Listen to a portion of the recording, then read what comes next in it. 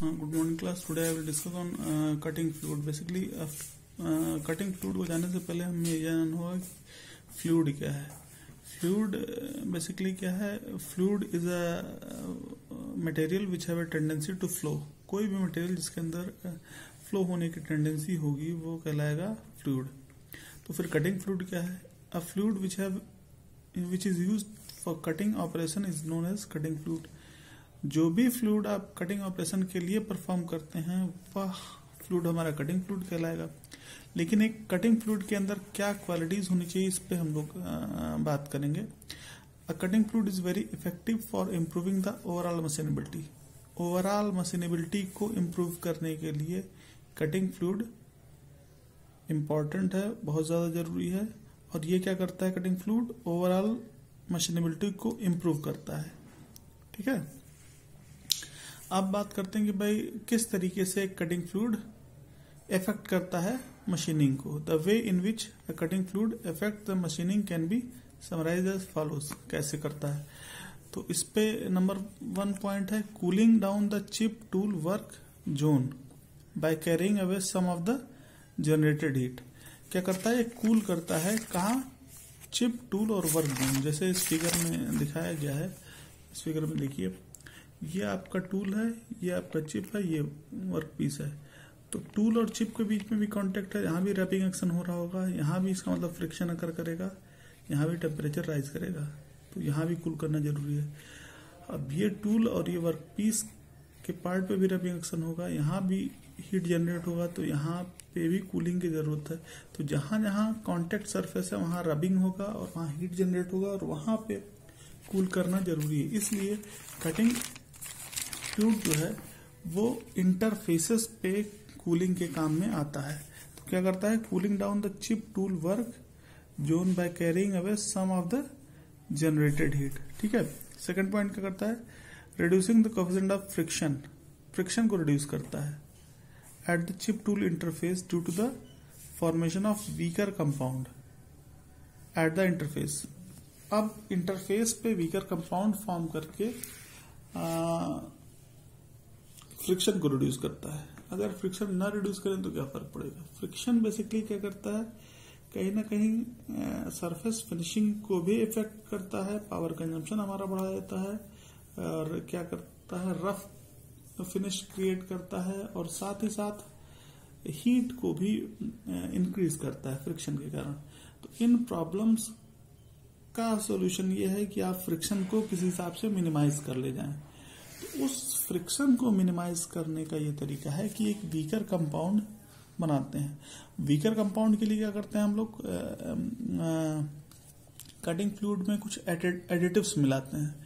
उन एडिटिव्स का फंक्शन ये होता है कि वो वीकर कंपाउंड फॉर्म करता है, जिससे कि आसानी से वो टूट के वो कंपाउंड निकल जाता है, जिससे कि जो सेकेंडरी शियर जोन जो हम बात किए थे वहां पे एडहेयर जो चिप है वो चिपकता नहीं है, और उससे क्या होता है?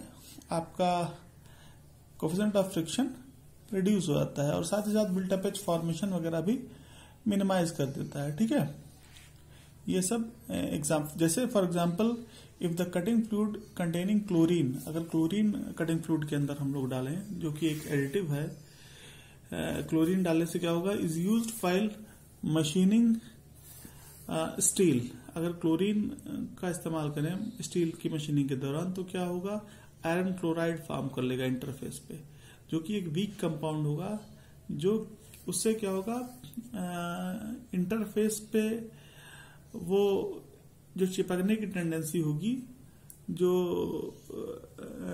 क्या कहते हैं, बिल्टअप एज फॉर्मेशन का रीजन होगा, और साथ ही साथ जो फ्रिक्शन बढ़ने का रीजन होगा, उसको कहीं ना कहीं मिनिमाइज करेगा। ये वीक कंपाउंड आसानी से वो टूट के निकल जाएगा और शेयरिंग एक्शन को कम करेगा, प्रिवेंट करेगा। ठीक है, तो ये हो गया।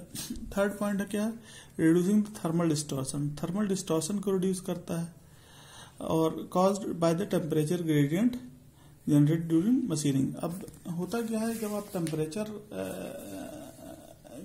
थर्मल डिस्टॉर्शन क्यों अकर करता है मान लिया अनइवन टेम्परेचर डिस्ट्रीब्यूशन के कारण ही आपका थर्मल डिस्टॉर्शन होता है। थर्मल डिस्टॉर्शन बेसिकली क्या है कि कोई भी मटेरियल है, किसी एक पॉइंट पे टेम्परेचर अलग, दूसरे पॉइंट पे टेम्परेचर अलग, तो अगर इस तरीके की कंडीशन आती है तो अनइवन टेम्परेचर डिस्ट्रीब्यूशन होता है, टेम्परेचर ग्रेडियंट जनरेट होता है, जिससे कि आपका जो मटेरियल होगा वो डिस्टॉर्ट हो जाएगा, वो उसका शेप चेंज हो जाएगा।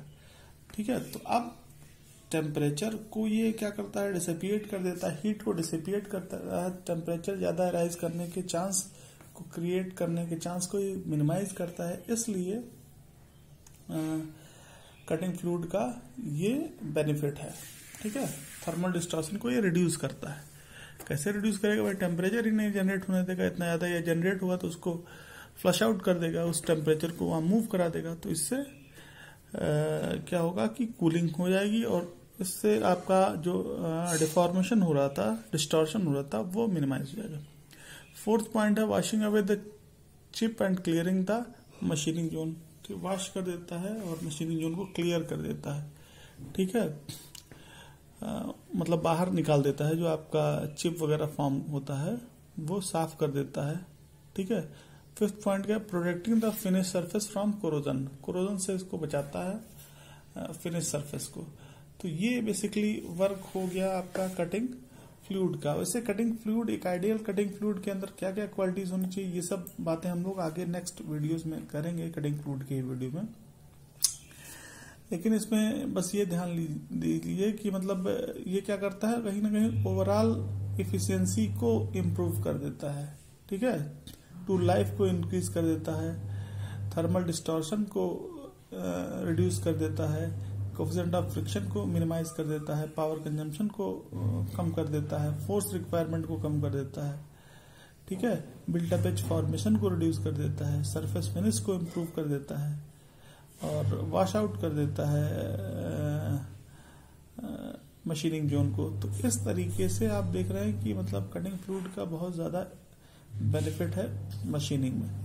ठीक है, और वीकर कंपाउंड बनाता है जिससे कि फ्रिक्शन कम से कम अराइज हो और आपका टेम्परेचर कम से कम हीट कम से कम जनरेट हो। ठीक है, मिनिमम हीट जनरेट हो। तो ये बेनिफिट है आपके कटिंग फ्लूइड का। तो बाकी पॉइंट में मतलब कटिंग फ्लूइड के आगे एक आइडियल कटिंग फ्लूइड के अंदर क्या क्वालिटीज होनी चाहिए, ये सब चीजें हम लोग नेक्स्ट वीडियो में डिस्कस करेंगे। ठीक है, ओके, थैंक यू।